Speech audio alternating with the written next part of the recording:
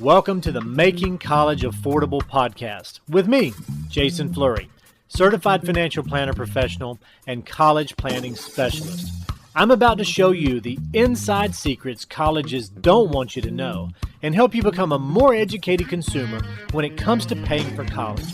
I believe you should enjoy the journey of allowing your kids to pursue their dreams without having to sacrifice yours. And that's exactly what I'm going to show you how to do. So let's get started. Well, hello, and welcome to episode number 16 of the Making College Affordable podcast. I'm Jason Fleury, and I'm going to be sharing with you today some of the game-changing experiences and some of the expertise that I've learned in the past 20 plus years as a certified financial planner professional and college planning specialist. And today's episode is really centered around a question. The question is anybody confused about financial aid? Unfortunately, I think I can answer that for a lot of people, and the answer is yes. So what I'm going to cover today is give you a revealing insider look at what people expect from financial aid and what colleges actually do. So we'll talk a little bit about grants and scholarships, student loans, parent loans, the categories of gift aid versus self-help, how colleges meet percentages of need, and so many other things related to financial aid so that you can really become a more educated consumer in this important stage of the planning process. Now, if you haven't done so already, it would be helpful for you to listen to episode number 14, where I covered 3 important questions that you must ask every college before you apply. That'll give you some basic background information and help you understand what I'm going to be covering today at a deeper level. So let's go ahead and get started. I've learned over the years that colleges categorize families into 3 basic groups when they're processing financial aid information. And depending on which group you're in, that has a lot to do with what kind of award you can expect. So knowing this information up front would be very helpful because it can help you determine what the cost of college is going to be before you ever apply. So let's talk about these 3 categories. The first category is a family that maybe struggles financially. It's difficult for them to pay their basic monthly bills, and just the thought of trying to add college to the mix is completely overwhelming. In many cases, some of the private universities that their kids may be looking at cost more than that family even makes in a given year. So they just automatically write those colleges off and settle for something that they feel is more reasonable for them to afford. So that's the category of the struggler. They qualify for financial aid pretty much everywhere, but in a lot of cases, they don't realize it. So let's move from the struggler over here on this side all the way to the other end, and that's a group that I would call the set. These folks are kind of set for life financially. They're doing very well, and really they could afford to write checks anywhere their kids want to go to college. The issue is they just don't want to. One of the reasons I've found that people who have done well financially have done well is because they make wise decisions with their money. And overpaying for college is never a wise decision. So those in the set category may be able to pay anything the college asks, but they're looking for a good deal somewhere. So we have the strugglers who absolutely have to have a good deal in order to make college work. We have the set who really just want a good deal. And then there's everybody else. And I call this group the stuck. These people are stuck in the middle. They're really not poor enough to qualify for all of the need-based aid, and they're not wealthy enough to just pay whatever's required anywhere they want to go. They are absolutely stuck in the middle. The strugglers always get aid. It doesn't matter what college they apply to, they qualify for aid everywhere. The set rarely, if ever, get financial aid based on financial need. But this stuck in the middle category can receive aid sometimes, and sometimes you don't. It really depends on how things are structured and the policies of each college and the way that they issue financial aid awards. So if you're in the struggle category, you really want to make sure that you don't make any mistakes that increase your expected family contribution.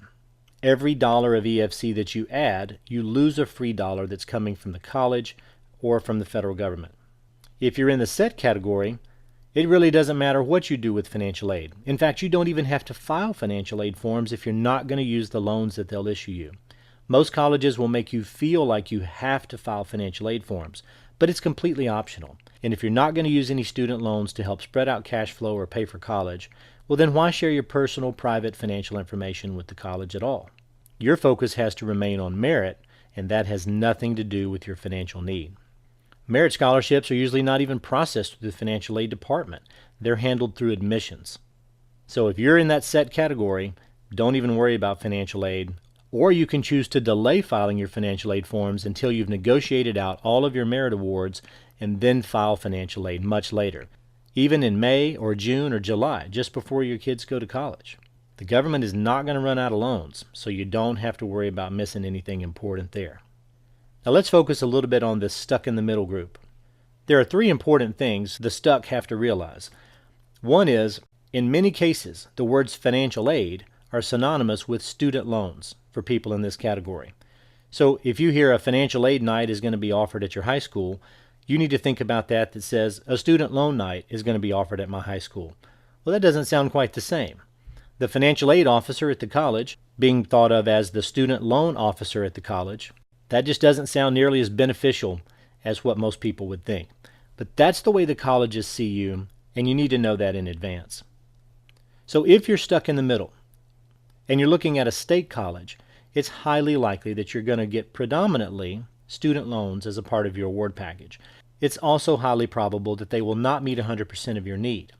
So whatever your expected family contribution is, you'll probably be paying more than that and then adding student loans on top.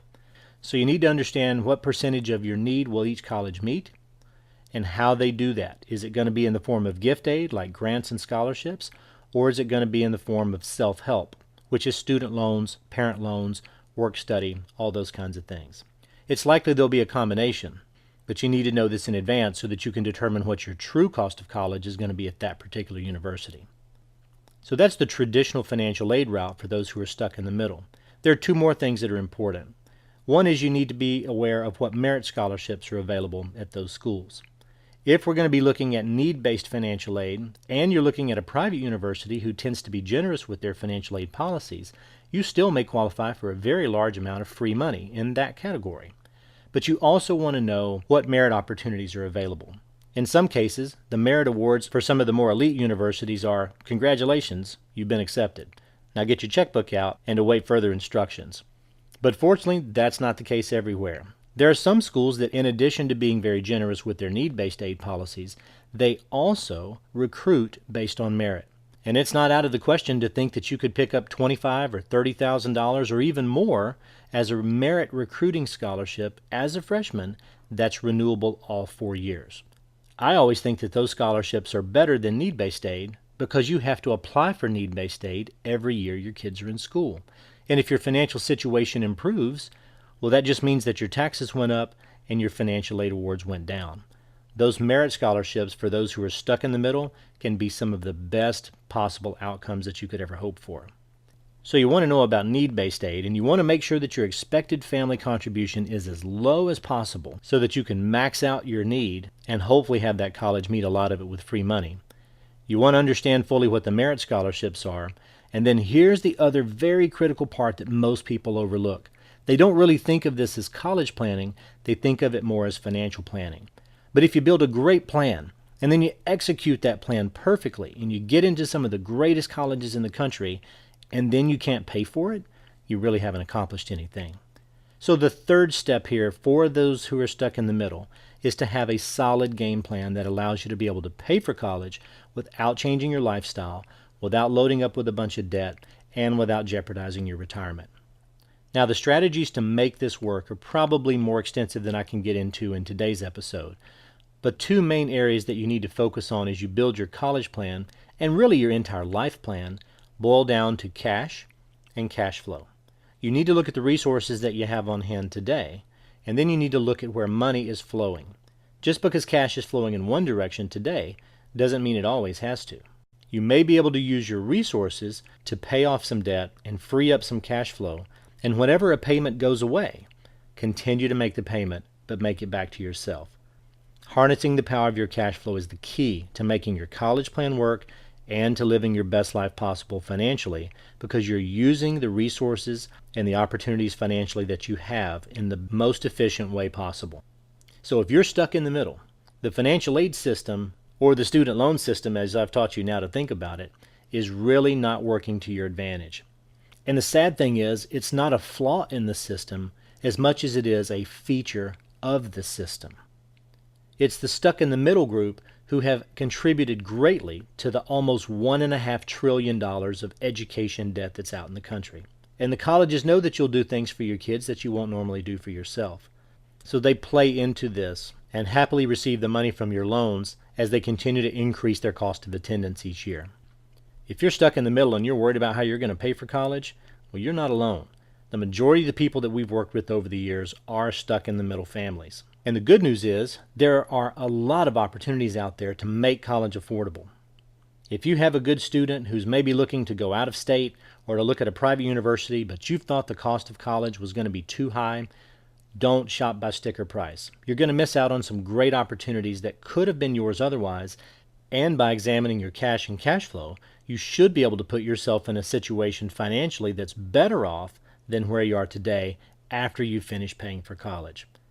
That may sound impossible to you right now, but that's one of the advantages of working with a college planning specialist, because they can not only handle your college plan, but they can handle it in the context of your overall life plan, so that you can just take college in stride as another logical step toward meeting your goals.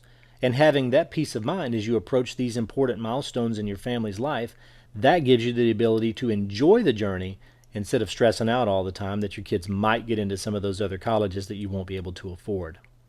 So let me tell you quickly where the cutoffs are for each of these categories. If you're in the struggle category and you have a typical family of, say, 3 or 4, that threshold is going to tip from being in the struggle category to the stuck in the middle category at around $80,000 of adjusted gross income. The stuck in the middle category starts at that point, so $85,000, and it runs all the way up to about $220,000 for most families. So you can see that's a pretty big area to be stuck in the middle. If you only have one student in college and your income is over about $220,000 or $225,000 a year, you begin to get into that category of being set financially.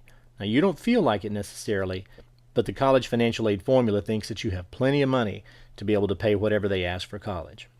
The whole calculation of expected family contribution is based on your household, though. So if you have multiple kids in college at the same time, you can be on the upper end of the stuck category, or sometimes even at the lower end of the set category, and still receive financial aid because your expected family contribution gets divided by however many students you have in college at any given time. So for families that have 2 or sometimes 3 in college at the same time, it's likely that at least 1 or 2 of those could receive need-based aid because of the split in EFC.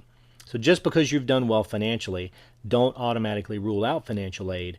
I just wanted to take some time in this episode to help you see what those categories are and give you kind of an insider look at how you're going to look through the eyes of the financial aid office before you share any of your personal private financial information and go through the headache of filing the financial aid forms. In the next couple of episodes, I'm going to be teaching you about the financial aid forms themselves. Next week's episode is going to be about the FAFSA. And then the week after that, I'm going to talk about the CSS profile.